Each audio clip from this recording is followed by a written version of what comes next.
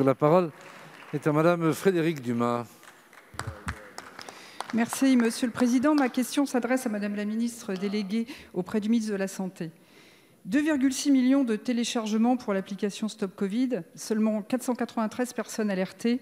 Le président de la République l'a dit lui-même, je ne prendrai pas ce chiffre pour dire que c'est un échec, mais ça n'a pas marché.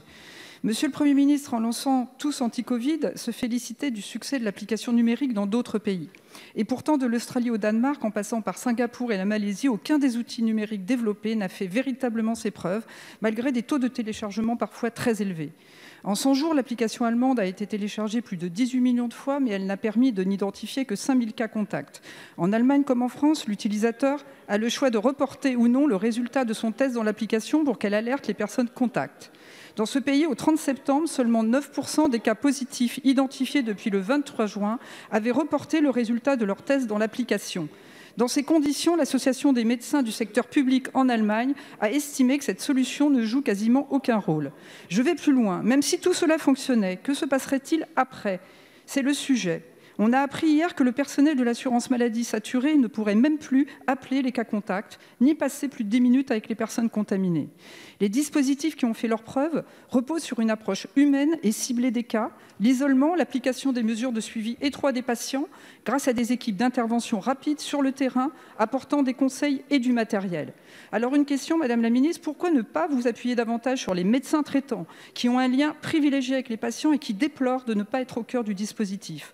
Pourquoi, par exemple, ne pas avoir généralisé l'opération pilote menée à la Salpêtrière pendant le confinement par le professeur Pierre Roux, qui repose sur son expérience concrète de gestion des pandémies? Bravo. Merci. La parole est à Madame Brigitte Bourguignon, ministre déléguée chargée de l'autonomie. Merci, Monsieur le Président. Madame la députée Dumas, face à l'accélération de l'épidémie, nous devons mobiliser tous les outils à notre disposition. Casser les chaînes de transmission de la Covid est plus que jamais indispensable.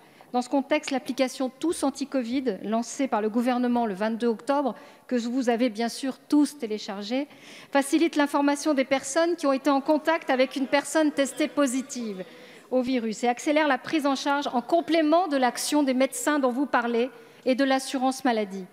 Comme l'a rappelé le Conseil scientifique, les nouvelles technologies constituent un outil utile pour retracer les chaînes de contamination. C'est pourquoi son usage est particulièrement utile dans des lieux où la concentration des personnes rend le respect de la distanciation sociale difficile, comme les transports par exemple, ou dans certaines activités professionnelles. Tous Anti-Covid est une mise à jour de l'application Stop Covid, enrichie par l'accès à des informations factuelles, sanitaires, sur l'épidémie ainsi que des informations pratiques, comme les centres de dépistage ouverts ou le formulaire de déplacement dérogatoire dans les zones concernées par le couvre-feu.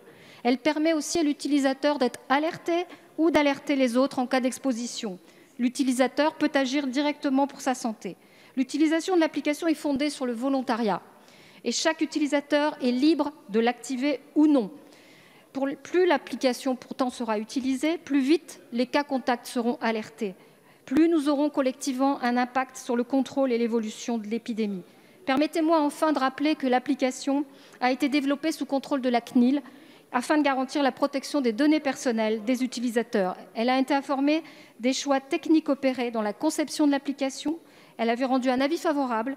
Elle estime par ailleurs que cette application est utile, sanitairement et proportionnée au regard de l'épidémie. Je voulais vous dire aussi que par cette mise à jour conforme, 4,2 millions de Français ont téléchargé cette application à ce jour. Je vous remercie de votre question. Merci. Madame Dumas.